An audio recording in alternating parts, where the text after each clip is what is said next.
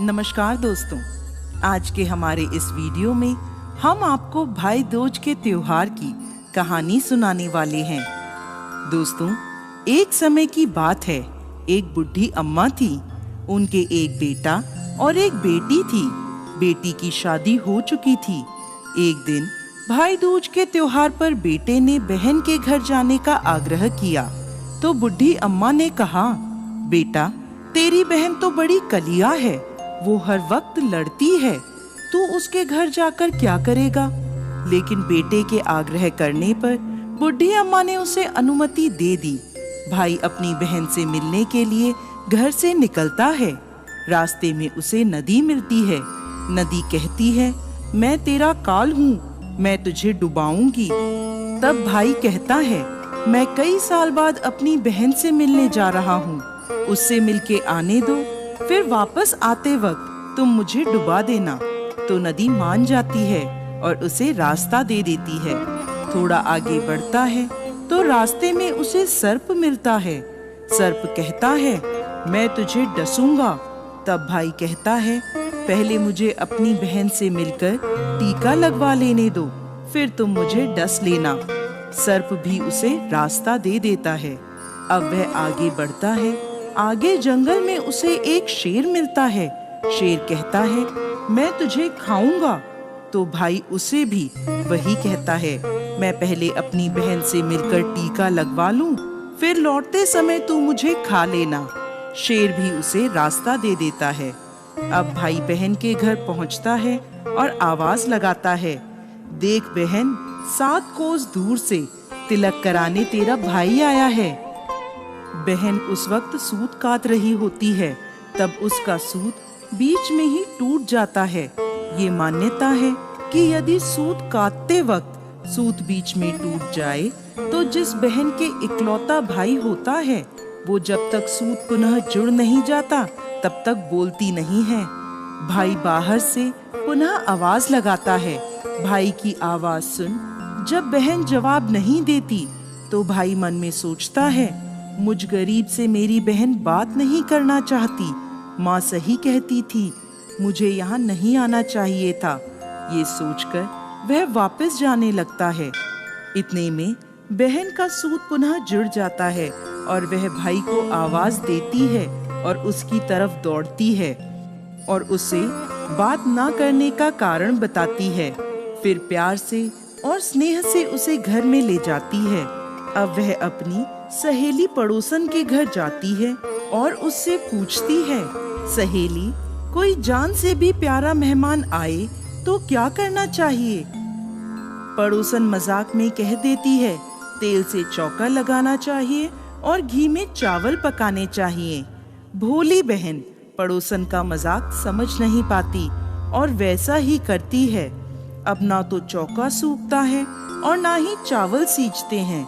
इधर भूखा भाई उससे कहता है, बहन, भूख लगी है, खाना परोस दो।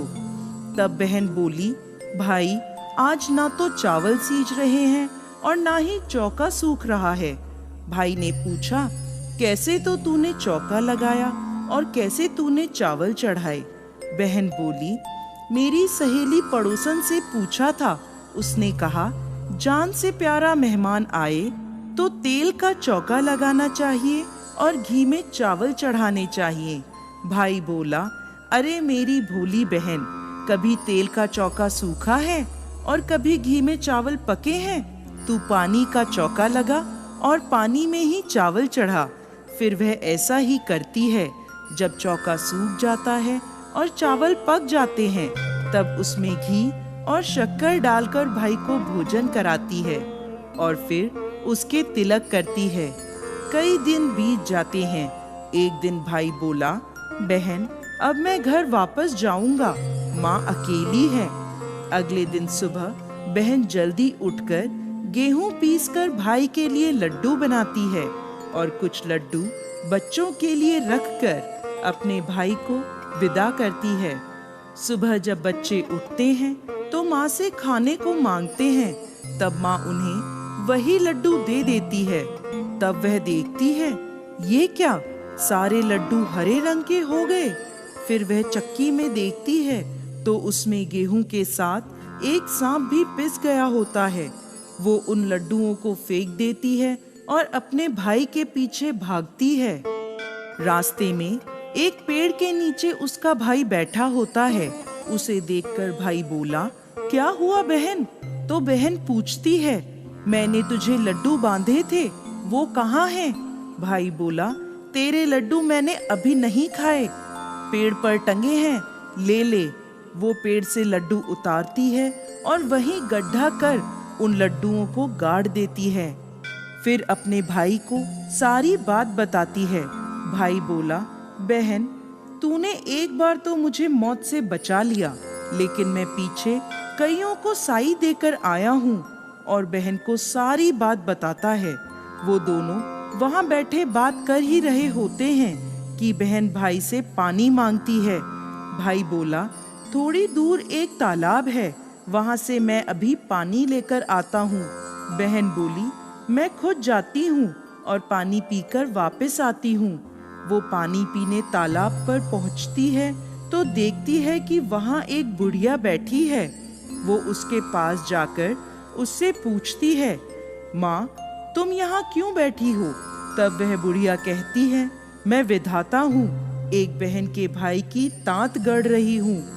तब वह पूछती है, माता वो कौन भाई है? तब विधाता कहती है एक भाई जिसके प्यार में उसकी बहन ने सांप की हत्या कर दी। बहन सोचती है, ये तो मेरा ही भाई है। वह घबरा जाती है और विधाता से पूछती है, माता उस भाई को इस श्राप से बचाने के लिए क्या करना होगा? विधाता उसे बताती है कि उसकी एक बहन है, जब वह उसे गालियां दे और उसकी शादी होने तक यदि वह हर घात को टाल देती है तो उसका भाई बच सकता है। वो तुरंत अपने भाई के पास जाकर उसे कहती है, भाई मैं तुझे माँ के घर तक छोड़ने चलूंगी, लेकिन रुक, मैं अभी आती हूँ। और वो शेर के लिए मांस, सांप के लिए दूध और नदी के लिए ओढ़नी लाती है और दोनों भाई बहन आगे बढ़ते हैं। रास्ते में उन्हें पहले शेर मिलता है। जैसे ही वो भाई को खाने के लिए आगे आता है, बहन उसके आगे मांस का टुकड़ा डाल देती है। शेर मांस के टुकड़े को खाने में लग जाता है और दोनों भाई बहन आगे चलते हैं। आगे उन्हें वो सांप मिलता है। जैसे ही सांप उसे डसने के लिए आगे आता है, बहन सांप के आगे दूध का प्याला रख देती है। सांप दूध पीने लगता है। वह दोनों अब आगे चलते हैं।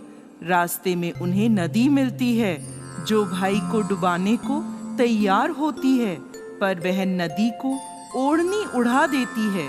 खुश होकर नदी रास्ता दे देती है। अब वह दोनों भाई बहन आगे बढ़ते हैं और अपने घर पहुंच जाते हैं। बेटी को देखकर माँ खुश हो जाती है, पर बहन उसी समय भाई को गाली देने लगती है। तब माँ बेटी से कहती है, इस कलिया बहन को क्यों ले आया? तब भाई बोलता है, माँ बहन तो बहुत अच्छी थी, पता नहीं घर आते ही इसे क्या हो गया। थोड़े दिनों में भाई का रिश्ता आता है। तब सब कहते हैं, बहन पागल तो है पर भाग्यवान है। पर जब ससुराल वाले सगाई की मिठाई लाते हैं तो बहन कहती है, इसकी मिठाई क्यों बांटते हो, पहले मेरी बांटो। कई बड़े बुजुर्ग बोले, इसे भी भाई के साथ बिठा दो। सगाई शुरू होती है। वहां आग लग जाती है। बहन को तो पता ही था कि उसके भाई की घात है। उसने तुरंत ही वह आग बुझा दी। अब कुछ दिन बाद शादी के कार्यक्रम शुरू होते हैं, परंतु बहन हर समय भाई के साथ रहती थी। जब भाई की निकासी होने लगी तब बहन बोली, अरे इसकी निकासी क्या करते हो, पहले मेरी निकासी करो और इसे पीछे के दरवाजे से लेकर जाओ। बहन के इतना कहते ही आगे का दरवाजा टूटकर गिर जाता है। सब कहते हैं, भले ही बहन कलिया है पर बराबर भाई की जान बचा रही है। जब भाई फेरों में बैठता है तो फिर बहन कहती है, इसकी जगह मैं फेरों में बैठूंगी। शादी के बाद जब दूल्हा दुल्हन की रात जागती है तो बहन कहती है, इसकी नहीं, पहले मेरी रात जगाओ। कई लोग बोले, बीच में पर्दा लगाकर इसे भी साथ में सुला दो। रात में जब भाई भाभी सो जाते हैं तब वहां एक सांप आता है। बहन तो तैयारी में ही बैठी थी। वह उसे पकड़कर टोकरे में रखकर सो जाती है। आज वह कई दिनों में निश्चिंत होकर सोती है। इधर उसकी माँ सोचती है, बेटी के उठने से पहले ही मेहमानों को विदा कर देती हूँ, वरना फिर शोर मचाएगी। जब बेटी उठकर देखती है घर में कोई नहीं दिखता, माँ से पूछती है, माँ सब मेहमान कहाँ चले गए? तब माँ कहती है, बेटा सब मेहमानों को विदा कर दिया है। तब बेटी कहती है, माँ सब मेहमानों को वापस बुलाओ, तभी मैं विदा होऊंगी। उसके कहने के अनुसार माँ सभी मेहमानों को वापस बुलाती है। तब वह माँ से कहती है, माँ आज के दिन के लिए ही मैंने पालने में पूत और चूल्हे पर दूध छोड़ा था और पागल हो गई थी। मेरे इस भाई पर 7 घात थी, वो टालने के लिए मैं ऐसा कर रही थी। उसकी यह बात सुनकर माँ और भाई बहुत खुश हो जाते हैं और सबसे पहले अपनी बेटी को विदा करते हैं और उसके बाद सभी मेहमानों को विदा करते हैं। इस दिन के बाद से ही हर बहन अपने भाई की लंबी उम्र की कामना से भाई दूज का त्योहार मनाने लगी। इस दिन भाई को टीका करती हैं और यह कथा सुनती हैं। तो दोस्तों, कैसी लगी आपको आज की हमारी भाई दूज की कहानी? हमें कमेंट बॉक्स में लिखकर जरूर भेजिएगा और साथ ही साथ हमारे इस चैनल को सब्सक्राइब करना ना भूलें।